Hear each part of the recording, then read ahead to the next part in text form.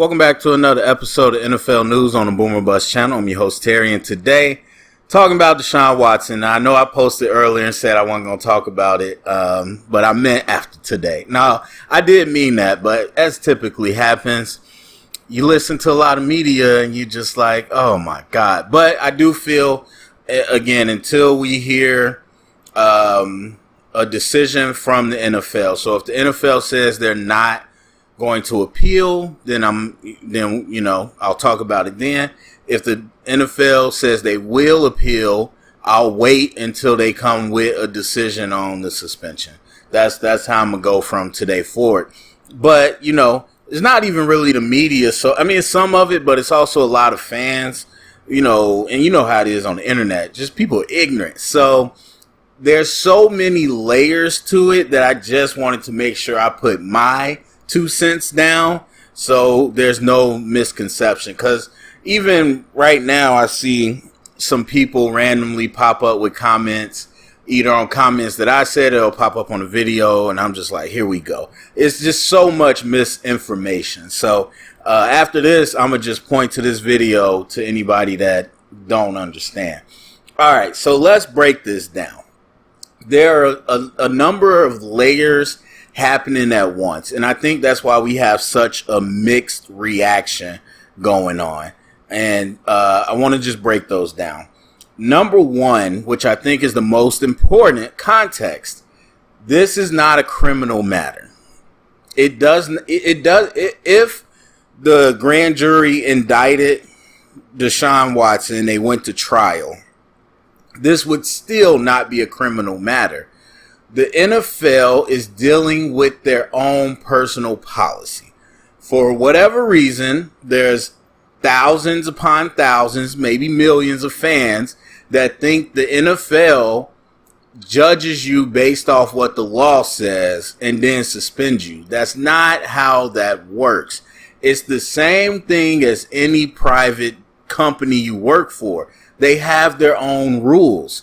So guess what? You can get fired. You can get in trouble at work without going to jail, without being convicted of a crime. The NFL is looking at their own policy. In this particular case, it's the conduct policy. Same thing that we see with anybody else that for the most part, that has a suspension. You got Ridley, who I believe gambling falls under the integrity part of it, which is different, but still, these are their rules. This is not a determination of criminal. So some people, or not some, a lot of people say he didn't get indicted, so there shouldn't be a discussion. That's not how it works. The policy is not for only criminal acts. It can be anything as long as they think it violates the policy. So that's number one. Stop telling me that he didn't get indicted. And also, just because you didn't get indicted doesn't mean you're innocent. They don't indict you because they don't have enough evidence to think that the case will win. At least that's what the jury thought. And so you have law enforcement officials in Houston and other Texas areas that believe that was, first of all, it wasn't done right because they didn't put all the evidence. They didn't call any of the police to testify. And so they believe they had a case to win, but for whatever reason, it didn't go through. But again, that does not mean he was innocent. So people need to realize that there was no trial. I keep seeing people say he was proven innocent in the court of, no, he was not. They didn't have a trial. So that's number one. This is not about criminal. Number two, civil. Civil is different. And for some reason, again, everyone keeps saying criminal. So if you didn't do any criminal, if you didn't have any criminal charges or convictions, then I guess there's nothing else you can do in life. No, that's not true. You can still do a lot of wrong things. That's what civil court is for. And so, yes, we know he has, or at least he had 24, 25 civil cases. And those did not go to trial. He settled with most of them. I think he has one left. And so, again, because you settled, that doesn't mean that Deshaun Watson admits that he's guilty. It also doesn't mean he's innocent. I keep seeing people saying, well, they got their money, so it's over. That doesn't mean you didn't do it. Like, what are you talking about? The same thing with the Texans. The Texans settled 30 suits and said, well, that doesn't mean we did anything. We just wanted to do the right thing. Okay, whatever. So this isn't about the civil cases either. Whether he settled them or not, that does not merit what he did. And so these two things are really like mixing into the conversation and blinding people from the fact we're talking about what Deshaun Watson did. That's number one. And so that's the two civil criminal part. The third thing that's mixing into this conversation, and more so today, is this idea of the NFL's policy and their structure. Because some people feel like Goodell should not have the final say. Because some people feel like Ben Roethlisberger didn't get enough games or got too many. Or some people feel Ray Rice shouldn't have had his games changed. All these different things, they're trying to use that as an excuse to say Deshaun Watson should get 6 or less games. Same thing with the owners. I saw somebody bring it up in the comments the other day. What about Robert Kraft? What about Jerry Jones? What about these? None of that has anything to do with what Deshaun Watson did. And this is where Sue Robinson's judgment gets hung up on, is the precedence. Now, first of all, her decision is public. Took me 2 seconds to find it. You could read the whole thing. So many people talking, did not even read it. Read it. Other than that, she's a judge. Yes, she's going to go about it in a court of law type way. But remember, it's not a court of law. So that's how she's trained. That's how she's going to go about it. So precedence is going to be very strong for her because it's very strong in the court of law in America. Also, what's strong in the court of law is due process. So basically what she hung her whole thing up on is you need to let people know what penalty to expect. So you didn't tell Deshaun Watson that preying on women for sexual activity through massages would end up in him being indefinitely suspended. So if I did that, then that would be out of line. And so, again, people in Sue Robinson herself are hanging up all of this into the structure of the NFL's policy. People say it's vague. Well, guess what? I want it to be vague if it's my company. I want to have the power to decide. Nobody sat down at any point in the NFL and said, well, what if a player gets over 60 massage appointments in less than 2 years and is using it as a reason to try to elicit sexual conduct? Nobody thought about that. You have to have open interpretation. So yes, they have categories: nonviolent sexual misconduct, violent sexual misconduct, drugs, blah, blah, blah.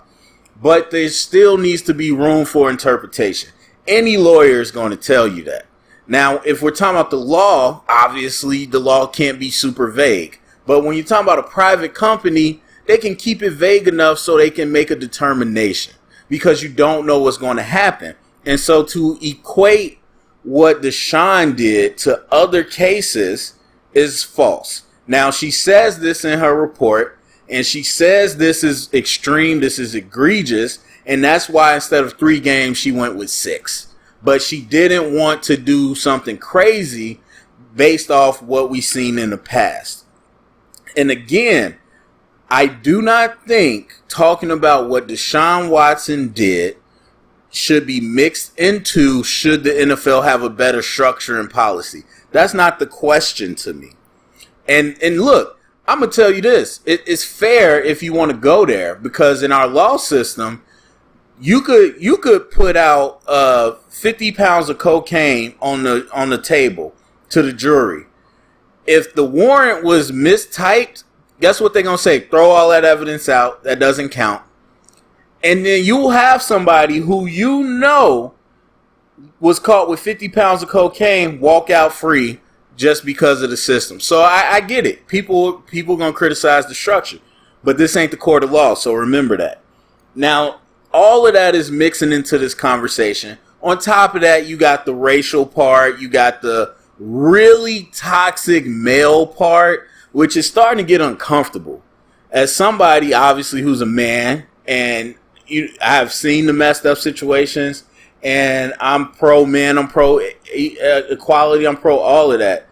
But the extreme that some people are taking, whether it's the Amber Heard situation, whether it's this, whether it's whatever, some people are just saying some really disgusting, ignorant stuff in the name of I believe men. Like, let's stop that. Let's really stop that.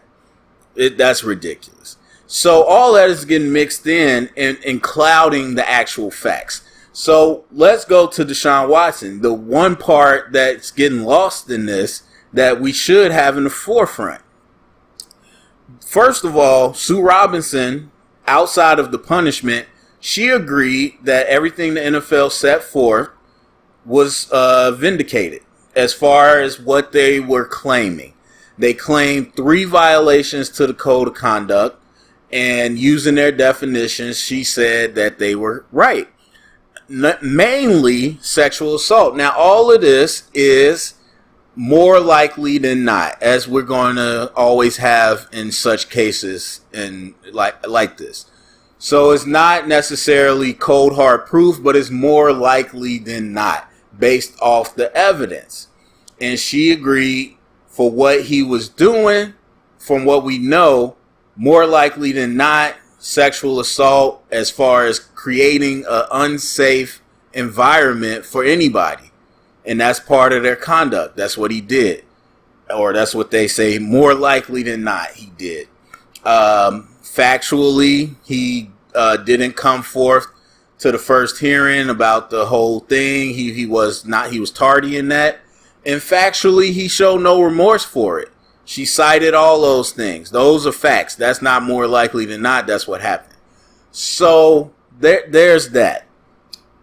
I've said from the beginning that when you look at it on the surface, Deshaun Watson is accused of whatever with this massage therapist. Now, for me, I mean, even in my younger days, probably like 5 years ago, where I was more toxic, even then, I'm still like, okay, well, I got to see what was being presented. I'm not going to be like, oh, crap, he did it. Or I'm not going to be like, dang, she lying. She trying to block him from getting away from the Texans. Like, so many people jump to that. Guess what? I was the same way with Bill Cosby. Jumped straight to that. They lying to do this and that. Don't even know what's coming. So now you sit here years later, a year later for Deshaun, and you realize, oh no, she wasn't trying to block him from leaving the Texans. There's a long list of people where this happened to them. And so, again, on the surface, I'm just like, okay, well, let's see what's what. But the thing that immediately changed it for me was the very first accuser showed you text messages or Instagram messages from after the appointment, to which Deshaun not only apologized, but then he basically threatened her and said that I have a career I want to maintain and you got a career. Let's keep this, let's keep it cool. He just threatened the one. That ain't no made up thing. We saw it. So very, very first jump street, I'm like, you know what? He probably had a massage. She might have been cute. And things, he took it a little too far and, things went left. But then obviously we get the avalanche of other people. And now we see a pattern of behavior. The judge, Sue Robinson, and this is not more likely than not. This is from the NFL investigation. This is from what she saw too. This is the pattern. The pattern. Dozens and dozens and dozens of times, they have factual evidence of what this man did. What he did was contact women through Instagram the vast majority of time. And then he told them, I'm an NFL quarterback. Look me up, Deshaun Watson, Houston Texans, whatever. Oh, okay. So now they see he's legit. So now they're interested in working with him. He then told them the areas that he wanted to have worked on, his focus areas, including his groin and his glutes. So the third thing he would do is that he would make sure they were okay. First of all, with massaging those areas. But then he would make sure that they were okay with him using a towel instead of the industry standard sheet that they use when someone's naked. He wanted to only use a towel to cover his private parts. And it wasn't a towel that they picked. It was a towel that he supplied. And all these women confirmed, even the ones that aren't suing, confirmed that he would typically have a Gatorade towel, something that was very small and almost always fell off. Then you have the other allegations. So up to that point, whatever he did or however he tried to advance on them, that's allegations, but everything else up until that point is fact. That's fact. That's fact from what he has shown. That's fact from what investigators have found. 66 women at minimum. 66 women, not appointments, 66 different women at minimum. And then, on top of that, a chunk of those women were not masseuses. Deshaun Watson himself admitted he did not care about their credentials. He didn't look into their credentials. Deshaun Watson himself admitted this was not about therapeutic massage. This was not about therapy. This was not about recovery. He admitted all of that. And so that is his pattern of behavior that they established. And then on top of that, he's admitted that he has sex with, he says, 3 people consensually after the massage. So you take all that into consideration. You take the text and the stuff that we've seen people produce. You take the documented complaints from various massage companies that the Texans never acted upon. And then you look at this pattern of behavior, and Judge Robinson says he participated in predatory behavior. He sought these women out and under the cover of a business transaction when he had no intention of really getting that service. He wanted a sexual encounter. And again, some people responded differently to that than others. So while, yes, some people might have liked it, some people obviously went with it. Obviously, there's a lot of people that didn't. And so a lot of the debate about what happened, what didn't happen is still okay. That's fine. We don't know what happened behind those closed doors in a lot of instances. What we do know for a fact is Deshaun Watson purposefully preyed on these people to have sex with them. That's point blank, period. That's the truth. And so, again, the decision of not the part of what he did, she agreed with that. The decision of the punishment was very hung up on the NFL structure and the previous suspensions. So now the league is in a very tough situation to where they have to decide if they're going to appeal, in which Goodell then becomes, in charge. And it's tough because a lot of people think you're going to undermine the system, this is the first case. So you put in this new system for a third-party arbitrator, and now you're going to turn her decision over. To which I would say that is the structure. What are we talking about? I get perception-wise, But what are we talking about? It undermines the structure when that is the structure. It's not like the structure was the decision is final and now the NFL's like, yeah, we might just step in and change that. No, the structure was the decision is made. If it's 0, it's good. If it's not 0, anybody can appeal.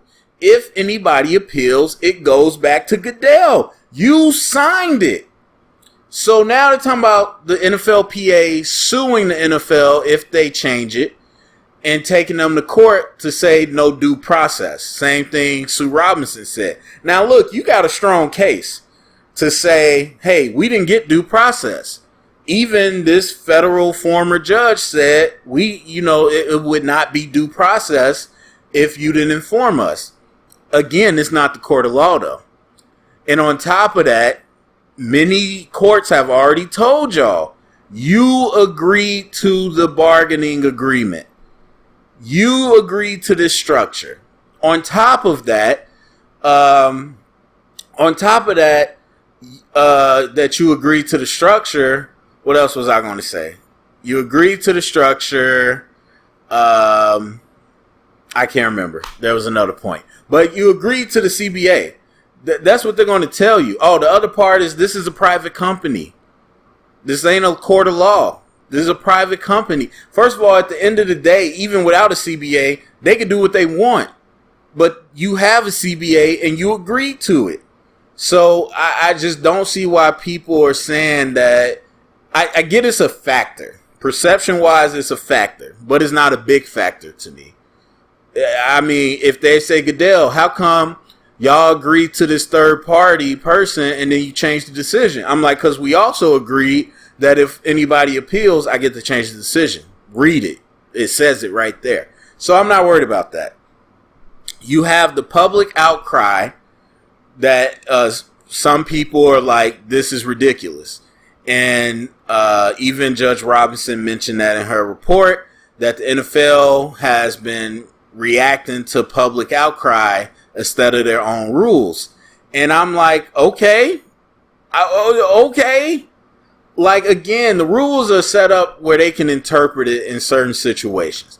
This is 100% a situation that's out of the ordinary. This is not a person found with an illegal gun and getting a DUI. No, this is something we haven't seen before. And so I think it's fully appropriate to gauge what the public is thinking. Now, I don't think the NFL are good people as far as Goodell and the owners. I think they care about their money. And I think that they feel like we need to make a stand because people know we're full of crap. People know we're a bunch of rich Republicans who don't care about equity, who do not care about social justice. We don't care about none of that. We say it because we want to sell tickets, but we don't really care.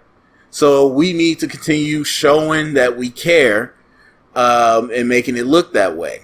That's what I think. I also think the owners are pissed at the Browns for what they did with that contract.